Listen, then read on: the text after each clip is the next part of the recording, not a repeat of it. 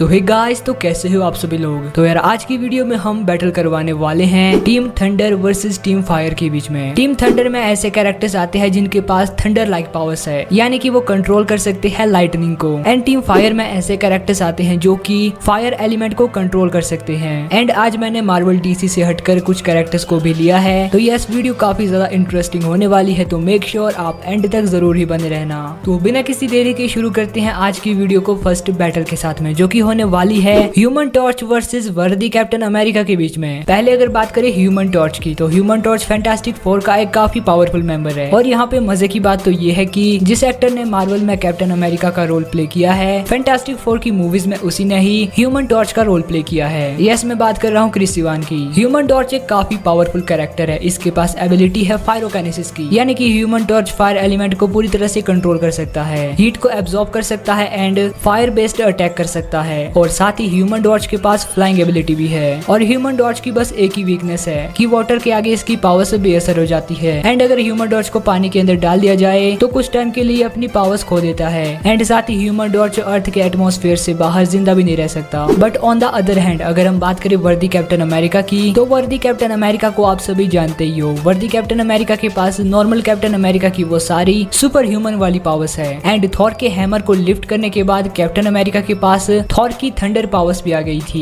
And साथ ही उनकी physical powers भी इनहेंस हो गई। और ये सभी चीजें मिलकर वर्दी कैप्टन अमेरिका को काफी पावरफुल बना देती है। तो देखो यहाँ पे जो ह्यूमन टॉर्च है उसके पास सिर्फ एक ही एडवांटेज है कि वो फायर को मैनिपुलेट कर सकता है एक हाई लेवल पे। बट यहाँ जो वर्दी कैप्टन अमेरिका है वो ह्यूमन टॉर्च से ज्यादा स्ट्रॉन्ग, फास्ट एंड ड्यूरेबल है। एंड म्योनिर की हेल्प से तो वो फ्लाई भी कर सकते हैं। एंड अगर ये दोनों हैंड टू हैंड फाइट करते हैं तो यहाँ पे definitely captain America human torch को हरा देगा। एंड जो ह्यूमन टॉर्च की फायर है कैप्टन अमेरिका उसे अपनी शील्ड या फिर थॉर के हैमर से ब्लॉक कर सकते हैं। या फिर कैप्टन अमेरिका चाहे तो वो म्योनिर की हेल्प से अपने लिए एक मैजिकल आर्मर भी क्रिएट कर सकते हैं। तो यस, आप यहाँ पे देख ही सकते हो कि कैप्टन अमेरिका के पास इस बैटल में कितनी सारी एडवांटेजेस है विन करने की। तो yes, Human Torch versus worthy Captain America की बैटल में worthy Captain America takes the win. अब बात करते हैं बैटल नंबर 2 की, जो कि होने वाली है सबाक वर्सेस ज़्यूस के बीच में। पहले अगर मैं बात करूँ सबाक की, तो सबाक डीसीयू का काफी पावरफुल सुपर विलन है। सबाक हमें देखने को मिला था ब्लैक एडम मूवी में। सबाक को काफी सारे डीमन से पावर मिलती है। इसके पास ब्लैक एडम के लेवल की स्ट्रेंथ, स्पीड एंड ड्यूरेबिलिटी के अलावा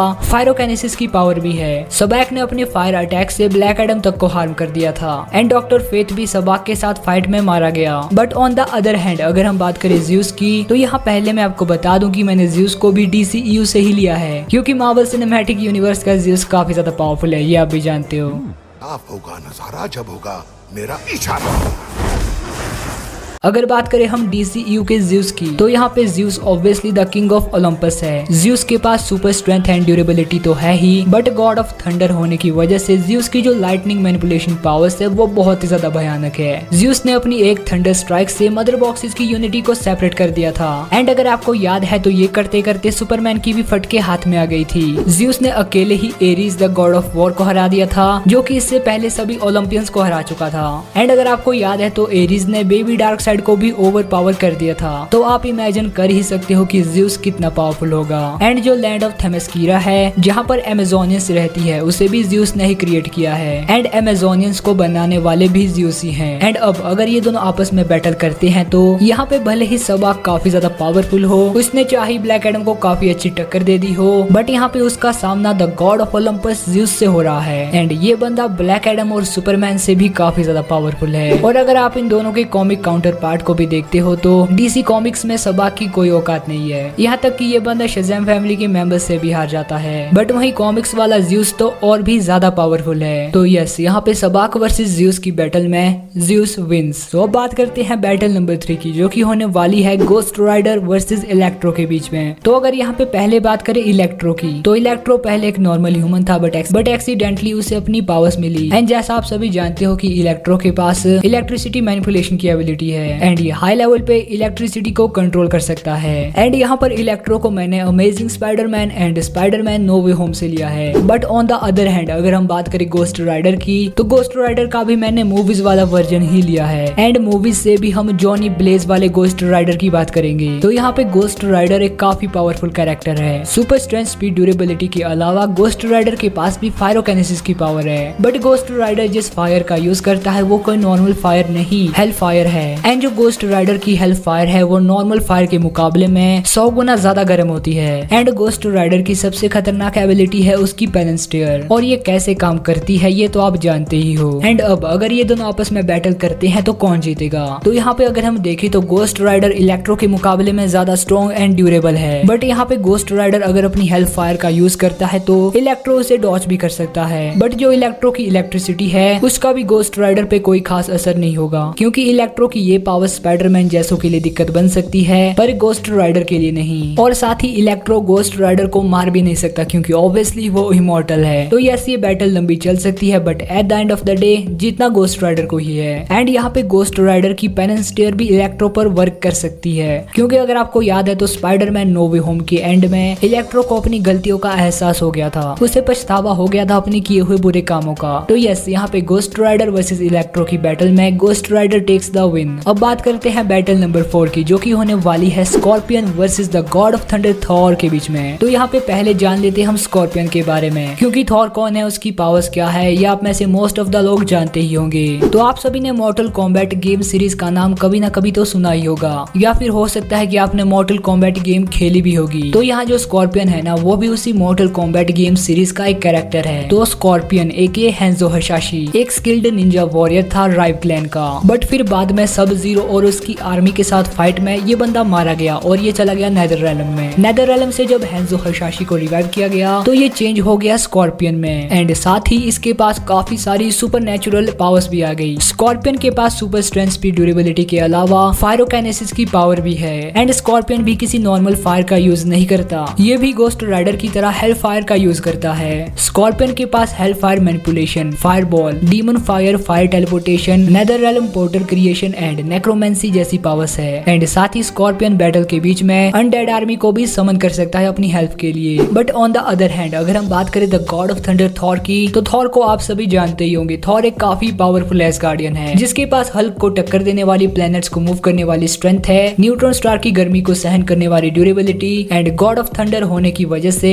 वेदर और लाइटनिंग पर पूरा कंट्रोल है। और साथ ही थॉर के पास म्योनिर एंड स्टॉर्म ब्रेकर जैसे पावरफुल वेपन्स भी है। एंड इन वेपन्स का यूज करके थॉर सिटी से लेकर पूरे के पूरे प्लैनेट्स तक को शैटर कर चुका है। अब अगर ये दोनों आपस में बैटल करते हैं तो यहाँ पे जो स्कॉर्पियन है उसके जीतने के चांस थोड़े ज्यादा है। अब मैं बताता हूँ कैसे। पहले जो यहाँ पे थॉर है वो ऑब्वियसली स्कॉर्पियन से ज्यादा स्ट्रॉन्ग एंड ड्यूरेबल है physically, but on the other hand scorpion ज्यादा फास्ट एंड एजाइल है थॉर के मुकाबले में। वो अपनी हेल्प के लिए अनडेड आर्मी को समन कर सकता है। थॉर के पास म्योनिर एंड स्टॉर्म ब्रेकर जैसे वेपन्स है, तो स्कॉर्पियन के पास उसकी एक्स कटाना एंड कुनाई रोप जैसे वेपन्स है। एंड यहाँ पे सबसे बड़ी बात यह है कि थॉर स्कॉर्पियन को मार नहीं सकता क्योंकि वो इमॉर्टल है। एंड साथ ही स्कॉर्पियन के पास एक एबिलिटी ऐसी भी है कि वो नेदर रेलम के पोर्टल क्रिएट करके अपने एनिमी को नेदर रेलम में भी ले जा सकता है। और नेदर रेलम के अंदर जो स्कॉर्पियन है उसकी पावर्स हर पल बढ़ती रहती है और वहाँ पे उसे मारना भी इम्पॉसिबल है। अब मैं जानता हूँ काफी सारे थॉर फैंस ने मुझे गालियां देना शुरू भी कर दिया होगा, बट यार आप एक बार खुद ही चेक कर लो, स्कॉर्पियन काफी ज्यादा पावरफुल है। अगर यहाँ पे मार्वल कॉमिक्स वाला थॉर होता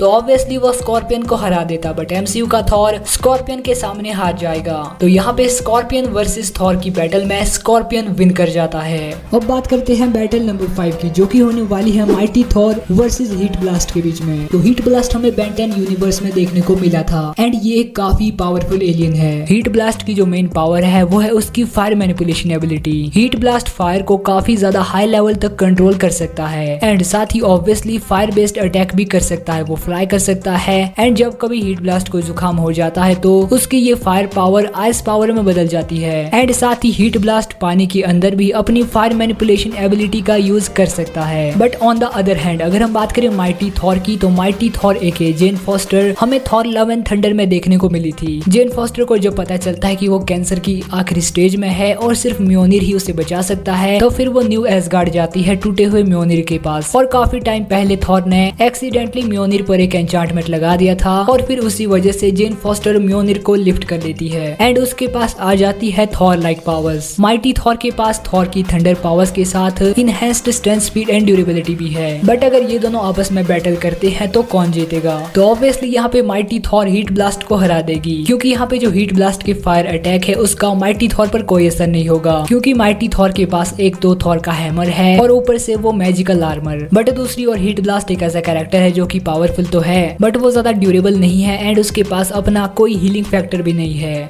एंड अगर म्योनिर का एक पावरफुल हिट उसे लगा तो आई थिंक कि वो नॉकआउट हो जाएगा। तो यस, बैटल नंबर 5 में Mighty Thor takes the win. But आपको क्या लगता है, आप जरूर ही बताना। एंड अगर आज की विनर टीम की बात करी जाए तो वो है टीम थंडर, क्योंकि टीम थंडर के पास है 3 पॉइंट और टीम फायर के पास है बस 2 ही पॉइंट। एंड बस बाकी आज की वीडियो यहीं पे एंड होती है। और अगर आपका कोई सवाल है तो वो भी बता देना। एंड अगर आपको वीडियो पसंद आई है तो आपको क्या करना है ये आप जानते ही हो। बाकी मैं मिलता हूँ किसी और दिन किसी और वीडियो के साथ, तब तक के लिए बाय बाय।